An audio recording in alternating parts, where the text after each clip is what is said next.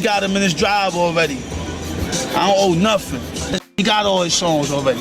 How you think he got so hot? Came out with all them tapes. I did that. I put them hooks together. Yeah. I made incredible music. All he did was rhyme 16s. Well, you know, I made incredible. I made the hooks. I made the melodies. Yeah. I made the shit, dog. I'm the man.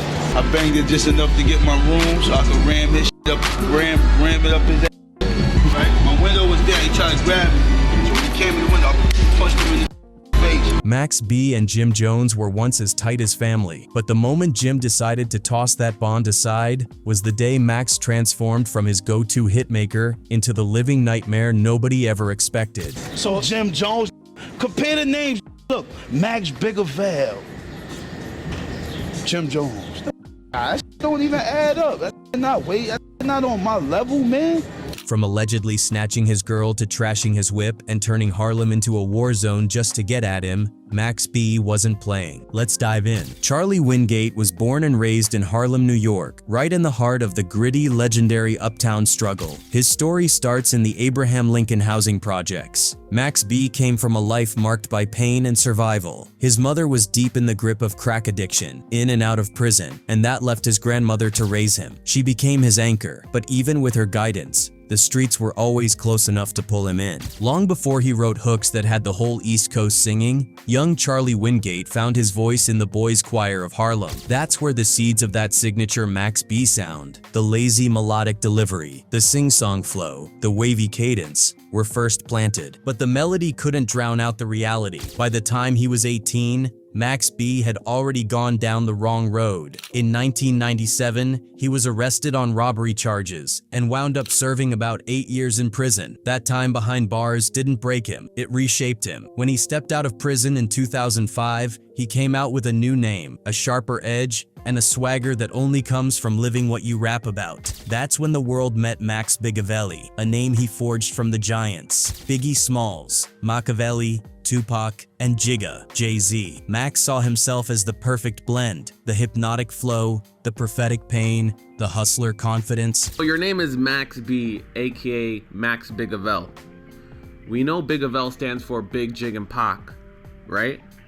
But where did the Big name... Jig and Machiavelli, baby. Yeah. Big Jig and Machiavelli. When Max got out, Harlem was buzzing. Diplomats were running things. Cam'ron and Jim Jones had the streets locked. Max linked back up with Cam, and through that bond, he was introduced to Jim Jones. Soon after, he signed with Jim's label, BirdGang, and started working with legendary Harlem producer Dame Grease. The chemistry was instant. Max B dropped his first mixtape, $1 Million Baby, in 2006, and the streets went crazy. His voice, his flair, his rawness, it was like lightning in a bottle.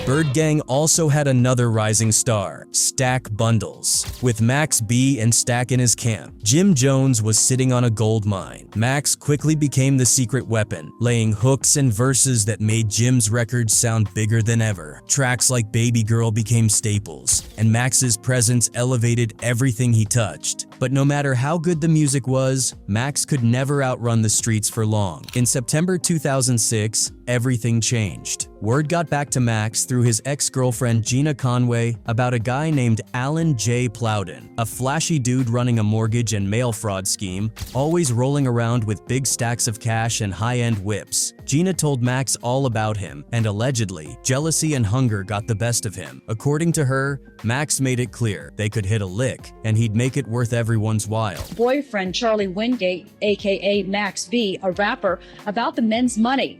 Then Wingate reaches out to this man,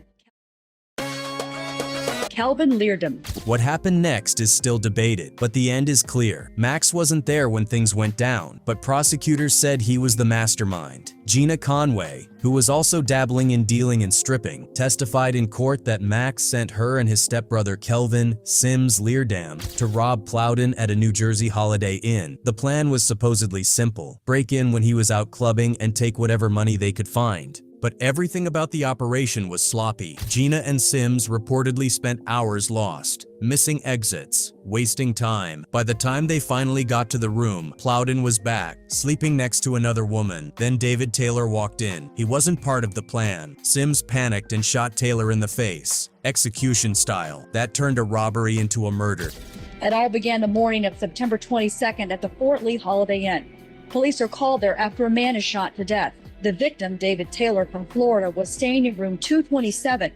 Gina Conway was the first domino to fall. Once she was caught, she gave up everything to save herself. She gave a 169-page statement and threw Max under the bus, naming him as the one who set the plan in motion. She said he promised her everything: money, loyalty, forever, if she helped. And when the feds came for Max, they came hard. He was arrested and hit with life-altering charges, including felony murder. Bail was set at a massive $2 million. While Max B sat in that cold jail cell, time stopped for him, but not for everyone else. Jim Jones, the very man who had signed Max and held him down musically, was suddenly everywhere. Jim dropped Flv Hiah, aka Ballin. The track was huge. Overnight, it became an anthem. It was Jim's biggest hit ever, and Max claimed he wrote it. He said he ghost wrote that and most of Jim's other big hits. But while Jim was cashing checks and doing interviews, Max was behind bars, fighting for his life and relevancy. After 10 long months, Max's bail was finally reduced to $90,000. That's when Jim stepped in, but not like a friend would. Instead of helping Max out of loyalty, he allegedly dangled bail as leverage. Reports say Jim agreed to help get Max out only if Max signed over his publishing rights and agreed to do 6 albums under him. Desperate and locked away, Max didn't have many options. He signed. Jim got all the publishing behind the wavy sound, and Max got temporary freedom with a future that was now out of his hands. Max B walked out of jail in July 2007, a changed man, colder, sharper, and carrying more resentment than ever. He was broke, betrayed, and bound by a contract that gave away his future publishing to a man who seemed to benefit most from his downfall: Jim Jones, the man he once called a brother. Max had watched while he sat in a cell as his influence grew across the streets,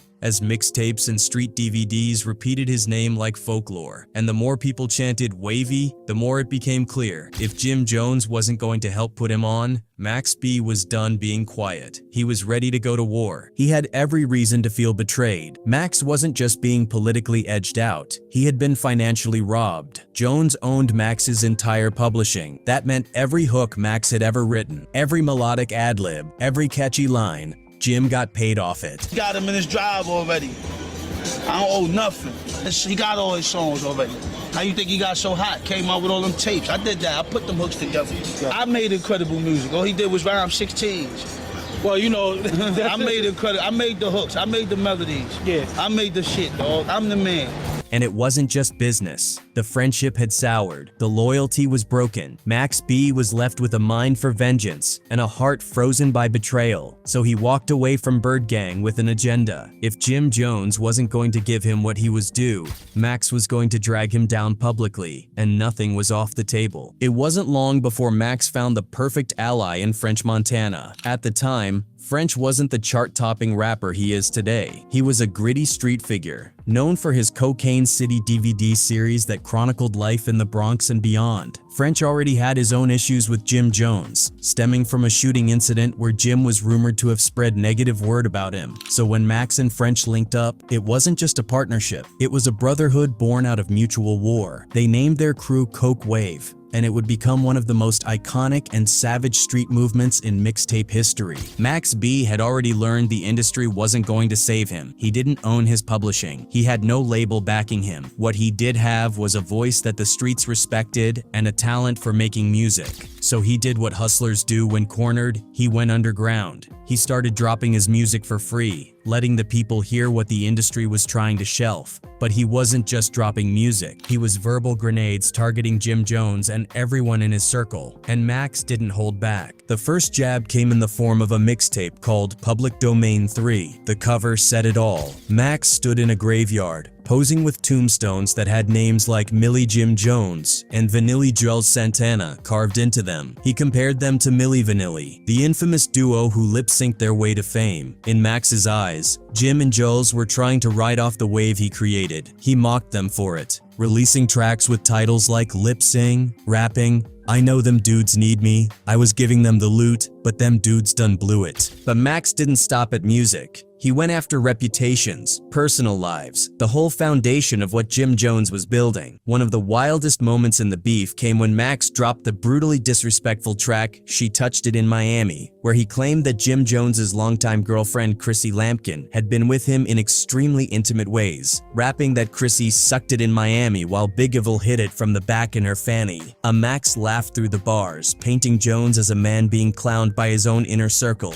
and the streets ate it up. Jim Jones, for his part, was shell-shocked. He didn't see it coming. He tried to deny the allegations, tried to downplay Max's importance, claiming Max was just another washed-up rapper who never got off the shelf. He said Max didn't write We Fly High, his biggest hit. Just another washed-up rapper who never got off the shelf. He said Max didn't write We Fly High, his biggest hit, but the streets weren't buying it. Max's voice was all over the original reference tracks. People started questioning Jim's real role in Dipset's success. Max moved like he meant war, and it wasn't just talk. He claimed that one day, Jim Jones tried to ambush him by blocking his car in a parking lot. Max said he saw it coming, rammed Jim's Bentley out of the way, and even got some punches in before peeling off. It sounded wild, but Max was proudly showing off the dents in his car like trophies. I banged it just enough to get my room so I could ram his up, ram it up in. Right? My window was there, he tried to grab me. So when he came in the window, I punched him in the face. French and others vouched for him. The myth grew. Then came November 2008, when Max and French decided to pull up on Jim Jones in person. They rolled deep into Manhattan, walked straight into a building where Jim was recording, and made it clear the streets weren't safe for Jones anymore. Max would later claim that Jim saw the situation unfolding and called the cops, which only added insult to injury. Around that time, their respective crews even clashed at a Brooklyn club, causing a full-on brawl with chairs flying and K9 units showing up. The whole thing felt like a movie, but it wasn't. It was just how deep the beef ran. By the time the smoke cleared, Max B had done more than diss Jim Jones. He had turned him into a punchline. Max became a cult hero, the kind of artist who didn't need a label to validate him. Even while legally bound by contracts that gave him nothing, he found a way to become a legend, flooding the streets with music that people still play to this day. However, as the beef with Jim Jones continued to spread like wildfire across the streets and mixtape circuits, Max B was simultaneously gearing up for the biggest battle of his life. Max B was preparing to face a criminal trial that could bury his wave in concrete. On June 9th, 2009, Max B walked into the Bergen County Courthouse like a man who believed in his own story. He had his people with him, cameras rolling, and the signature confident sway in his step. His legal team was talking big too. They claimed they had dismantled the prosecution's main witness during cross-examination. They were referring to Gina Conway, the young woman who'd been at the heart of this entire criminal conspiracy. Gina had turned herself in and testified against Max and his stepbrother, Kelvin Leerdam, in exchange for a lighter sentence. Max's lawyer accused her of being a scorned woman, making up stories to save herself. But courtrooms aren't battlefields you can win with swagger. When the jury finally returned with a verdict, everything Max thought he knew about loyalty, street code, and even redemption came crashing down. Max was found guilty on 9 out of 11 counts, including armed robbery, conspiracy, aggravated assault, and felony murder. The prosecution had successfully painted him as the mastermind behind the whole robbery, even if he wasn't there to pull the trigger. They said he was the one who set up the heist, who encouraged Gina and Kelvin to carry it out so he could sit back and collect the bags. The entire case, really, hinged on Gina Conway. She had struck a deal with the government. Her original charges of murder were reduced to armed robbery and manslaughter in exchange for her cooperation, landing her a recommended 18-year sentence. The defense fought hard, arguing that Gina had cooked up a lot of her story to get her time cut. Ironically, Gina even testified that Max himself knew nothing of a robbery, claiming she used Max B's name to convince her boyfriend Kelvin to go through with the plan. The defense said Gina only implicated Max later out of heartbreak and self-interest, trying to paint him as the puppet master in exchange for leniency. But the jury wasn't buying it. Max B was sentenced on September 3rd, 2009 to 75 years in prison. Right around that time, Max B gets found guilty. on 9 of 11 counts, including felony murder. And he gets sentenced to, was it 75 years? Yeah, 75. Eligible for parole in 2042, Max went from street-buzzing icon to inmate overnight. And while the streets mourned, Jim Jones seemed to be celebrating. From a business standpoint, Jones thought he had pulled off the ultimate checkmate. Max was behind bars, his voice no longer a threat, and Jones still controlled the publishing rights to all of Max's music. All the hooks Max ever wrote, all the melodies he'd laid down, every cent still streamed into Jim's pocket. Jones even mocked Max publicly every chance he got. He called him goofy names, dismissed him as irrelevant, kept repeating the narrative that Max was washed before he ever got started. In interviews, Jones made it seem like he'd moved on, like Max was nothing more than old inventory, something he had once used but would never take down from the shelf again. But it wasn't as airtight as Jones thought. Even from behind bars, Max B wasn't done. The streets had too much love for him. His name carried too much weight. Max was corresponding with French Montana, DJs, independent labels, keeping his presence alive in any way he could. Then in May 2010, a major legal victory shifted the entire power dynamic. A judge ruled that Jim Jones no longer held any control over Max B's music career. The judge found that Max had fulfilled the terms of both of the contracts he'd signed with Jones back in 2005 and 2007. In plain words, Max was free. Free, at least, from the paper chains. That tied his art to another man's pockets. Max was still in prison, but that contract was dead. He was finally able to release his long-awaited album, Vigilante Season, in 2011. And if anyone still doubted Max's influence, the streets made it clear. His wavy flow, that melodic gangster bop he'd helped pioneer, became the cheat code for a whole generation of rappers. You couldn't turn on the radio without hearing traces of Max in someone's cadence, in their harmonies, in their talk about waves, vibes, or being free Max B. Then came the unbelievable twist. In 2016, after serving 7 years, Max's new attorneys dropped a legal bombshell. They argued that Max's original lawyer had been incompetent. Instead of putting together the best criminal defense possible, the lawyer was allegedly eyeing a big paycheck, hoping to ride Max's rap career to riches if he beat the case. This strategic legal argument special, called post-conviction relief, actually worked. The judge vacated Max's original 75-year sentence. Max eventually pled guilty to aggravated manslaughter as part of a plea deal. The plea deal slashed 55 years off his sentence, reducing it to 20 years, then to 12 years. And since Max had already served several years by then, his release date was now in sight. He wasn't dying in prison after all. His official release date was set for November 9th, 2025. Originally, you were sentenced to 75 years, but then last July, you said you got reduced to 20 years and then to 12 years. And by then, Max B wasn't just a rapper, he was a myth, the kind of artist whose influence could be felt everywhere, from underground freestyles to Kanye West's star-studded albums. Kanye himself tried to name his 2016 album Waves, and had to publicly acknowledge Max after the Wave community came for his neck. Kanye even featured Max's voice on a song. Drake and Wiz Khalifa openly said they were inspired by him. Even Jim Jones, in a rare truthful moment, admitted that Max B could have been bigger than Drake if he hadn't gone to prison. Now, as 2025 looms, there's a strange question hanging over the whole saga. Are Max and Jim still enemies? Or is it finally done? Max, speaking from prison, made it clear he was in a different space. He said he was a new man, a husband, a father of 4. The old rage seemed gone, replaced with perspective. He even hinted at the possibility of finally burying the hatchet. Jim Jones wasn't having it. Though he and French Montana had rekindled their friendship and even made music together in 2023, Jim made it clear that Max was still a different situation. He said he didn't wish